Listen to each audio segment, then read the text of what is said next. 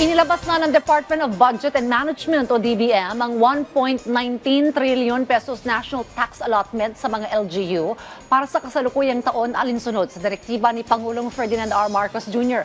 Nilagdaan na ang Special Allotment Release Order o SARO at ang kaukulang Notices of Cash Allocations. Dahilan para direktang pumasok ang 2026 budget sa mga authorized government servicing banks na mga LGU alinsunod sa umiiral na budgeting, accounting and auditing rules.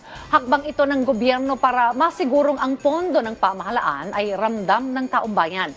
Gayon din ang pagpapalakas ng kakayahan ng mga lokal na pamahalaang gampanan ng maayos ang kanilang mga tungkulin.